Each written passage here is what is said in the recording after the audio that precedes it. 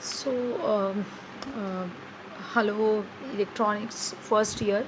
But last we have completed your uh, type of transistor, of BJT. ठीक है.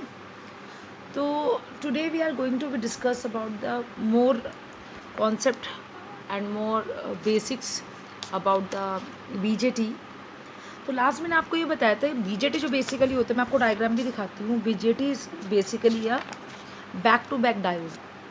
तो दो डायोड को अगर हम इकट्ठा कर दें तो आपका क्या बन जाता है, ट्रांजिस्टर बन जाता है. तो अब बैक टू बैक अगर हम जोड़ते हैं पीएनपी बन जाएगा. बैक टू बैक अगर हम जोड़ते हैं डायरेक्शन उल्टी करके तो ये एनपीएन बन जाएगा. तो अब आपके क्वेश्चन, आपके माइंड में क्वेश्चन आया होगा तो फिर मैम हम दो डायोड को जोड़कर ही दो डायोड को bye connecting the two diodes. तो दिमाग में क्वेश्चन आएगा कि हम दो डायोड्स को जोड़कर ही क्या बना लेते हैं, ट्रांजिस्टर बना लेते हैं. मतलब अगर हम सिंपली दो डायोड को उठाएं, सिंपली उसको कनेक्ट करें लैब में या घर पे हम कैसे भी सर्किट बना रहे हैं, ट्रांजिस्टर आपको नहीं मिल रहा है तो आप क्या करो, दो डायोड को ही ऐसे जोड़ के ट्रांजिस्टर बना दो. लेकिन ऐसा नहीं होगा. क्यों?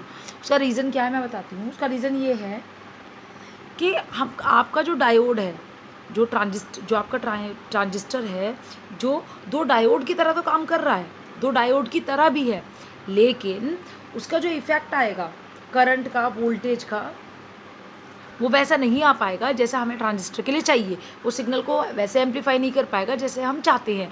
मतलब दो डायोड को बैक टू बैक जोड़ने का मतलब है कि वो हमारा मशीनिंग मेथड के थ्रू, टोटल प्रोसेस के थ्रू में आपका डायोड ट्रांजिस्टर जो है वो आपके दो डायोड की तरह दिखेगा.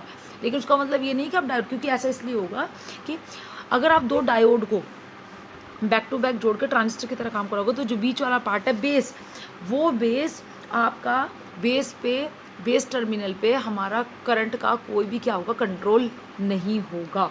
ठीक है. जो उसमें से करंट फ्लो करेगी, जैसे हम चाहते हैं कि आपकी इनपुट एंड पे करंट क्या हो, रेजिस्टेंस कम हो और ज़्यादा हो, और आउटपुट पे रेजिस्टेंस आपकी क्या हो, कम हो. और हमने ये भी कहा है कि आपका टोटल आपका रेजिस्टेंस को ट्रांसफ़र करना है. आपका जो करंट वीक सिग्नल है उसको आपको लार्ज सिग्नल में क्या करना है, कन्वर्ट करना है. तो उसके लिए आपका बेस टर्मिनल पे कंट्रोल होना करंट का बहुत ज़्यादा इंपॉर्टेंट है.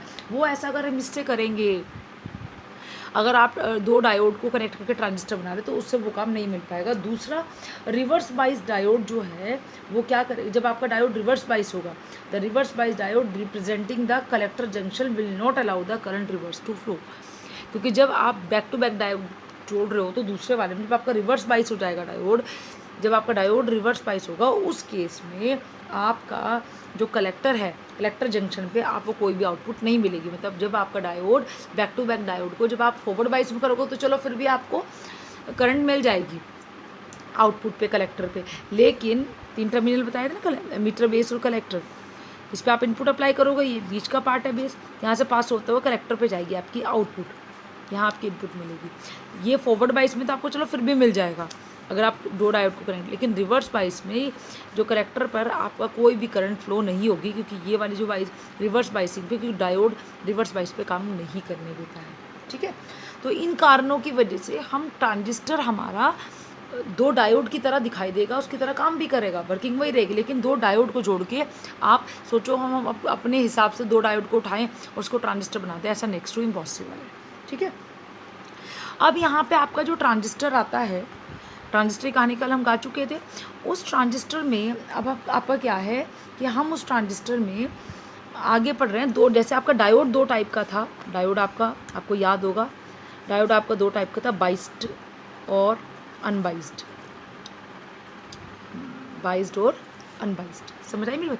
बाइस्ड का मतलब आपने बैटरी जोड़ दी है, और डायोड और अनबाइस्ड डायोड क्या है, जिसमें आपने बैटरी को नहीं जोड़ा है. सिमिलरली आपका किसके अंदर है, ट्रांजिस्टर के अंदर है बच्चे. तो ट्रांजिस्टर भी आपका जैसे डायोड में था ऐसे ही आपका किसके अंदर आ रहा है, ट्रांजिस्टर के अंदर आ रहा है. तो इसके अंदर भी जैसे बाइस्ड और अनबाइस्ड.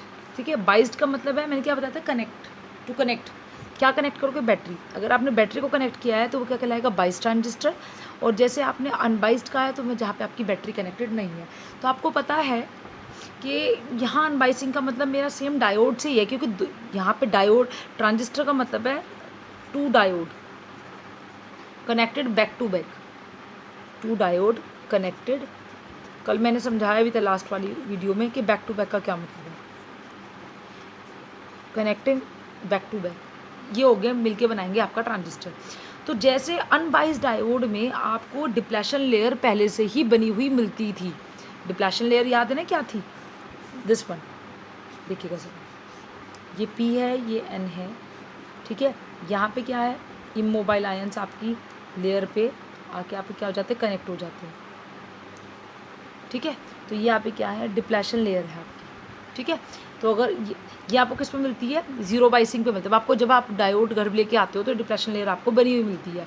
इस तरह अनबाइस्ड डायोड, क्योंकि डायोड जो से ही तो हम क्या बना रहे हैं, ट्रांजिस्टर बना रहे हैं, तो जो ट्रांजिस्टर है वो क्या करेगा, हम उसके अंदर क्या, जो ट्रांजिस्टर आप घर लेके आओगे उसके अंदर क्या होगी, पहले से डिप्लेशन लेयर होगी।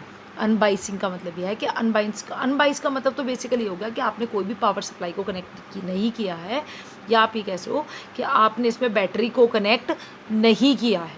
आई मेरी बात समझ। और बाइसिंग का मतलब बैटरी आपने कनेक्ट किया है। यानी अनबाइस का मतलब है कि आपने अभी कोई सप्लाई को कनेक्ट नहीं किया है, यानी उसके अंदर जो डिप्लेशन लेयर बनी हुई है, जो ट्रांजिस्टर आप लेके आएंगे, जैसे डायोड की हमने बात की थी, सेम यहाँ पे कॉन्सेप्ट है, क्योंकि ट्रांजिस्टर कॉन्सेप्ट डायोड से ही उठ के आ रहा है।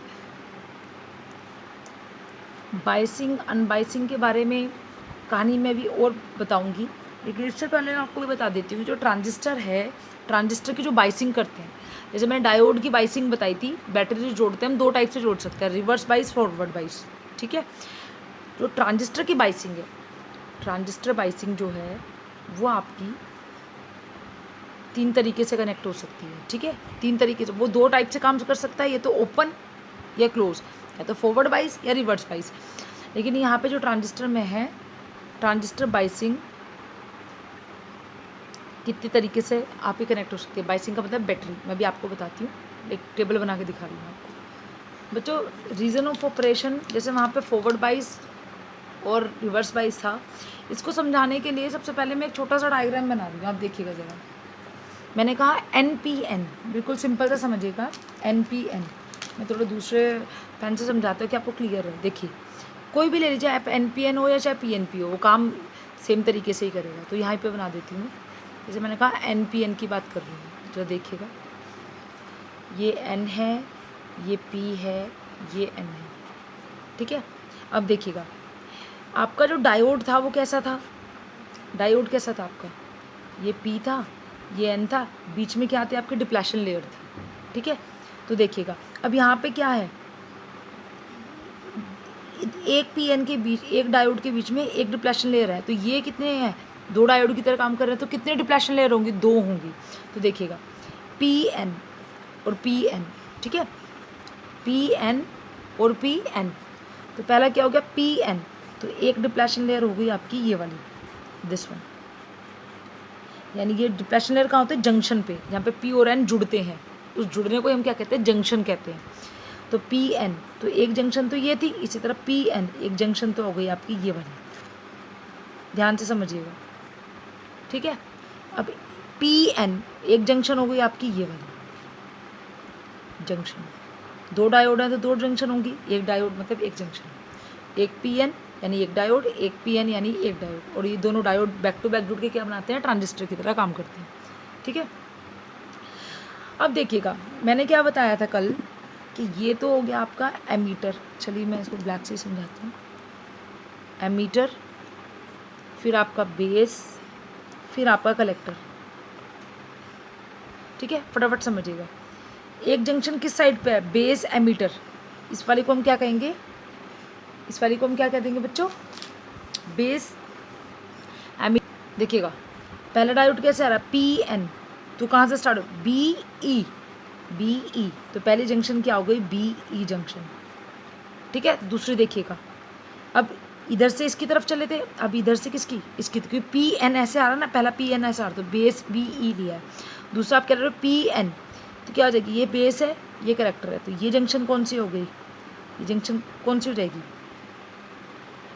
ये आ गई आपकी बेस एमीटर जंक्शन, और ये क्या आ जाएगी, क्या आ जाएगी, कलेक्टर बेस जंक्शन या बेस कलेक्टर जंक्शन। तो दो जंक्शन आ रही है आपकी, एक तो या तो आप एमिटर बेस जंक्शन कह दो या इसको BE कह दो, तो बेस एमिटर जंक्शन और कलेक्टर बेस जंक्शन। ठीक है बच्चों, तो अब हम रीज़न ऑफ ऑपरेशन देखते हैं। यहाँ पे कैसे समझेंगे हम इसको ऐसे समझेंगे, रीज़न ऑफ ऑपरेशन आपका क्या हो सकता है। बच्चों मैंने आपको बताया था कि आप रिवर्स बाइस और फॉरवर्ड बाइस दो तरीके हैं आपके बैटरी को कनेक्ट करने के। अगर आपने प्लस को प्लस से जोड़ दिया तो क्या हो जाएगा, मतलब N को बैटरी के N के साथ और बैटरी के पॉजिटिव को डायोड के पॉजिटिव के साथ, तो क्या हो जाएगा, सेम क्या हो जाएंगे, फॉरवर्ड बाइस। लेकिन अगर उल्टा कर दिया तो क्या हो जाएगा, रिवर्स बाइस। तो यहाँ देखते हैं, यहाँ दो डायोड हैं। अब देखो यहाँ ध्यान से समझिए, दोनों में आपको बैटरी जोड़नी पड़ेगी। मैं अनबाइस्ड की बात नहीं कर रही हूँ, पहले बाइस्ड की बात कर रही हूँ। ठीक है, मैं आपको ज़रा और अच्छे समझा देती हूँ। देखिए इतना डायग्राम समझ आ रहा है, अभी देखिएगा।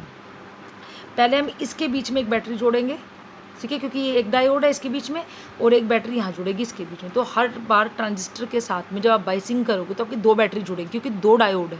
ठीक है, अब देखिएगा, जैसे यहाँ पे ये है आपका N, अब इस NP को, ये है ना N, और एक आपका, एक मिनट रुकिएगा मैं आपको ज़रा डायग्राम और ज़रा, ये देखिए, एक तो बैटरी आप यहाँ जोड़ोगे यहाँ, और एक बैटरी आप जोड़ोगे यहाँ। ठीक है, अब देखो आप क्या कर सकते हो, NPN को ले लो।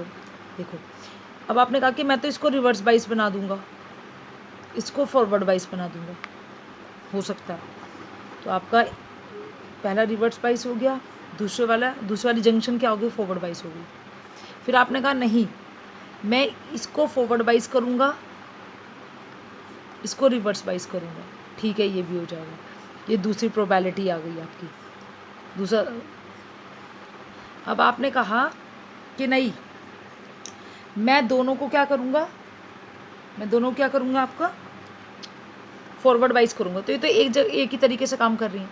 अब आपने कहा नहीं, मैं तो दोनों को फॉरवर्ड बाइस करूँगा, इसको भी फॉरवर्ड बाइस करूँगा और इसको भी फॉरवर्ड बाइस करूँगा। ठीक है, आपने कर दिया इसको फॉरवर्ड बाइस।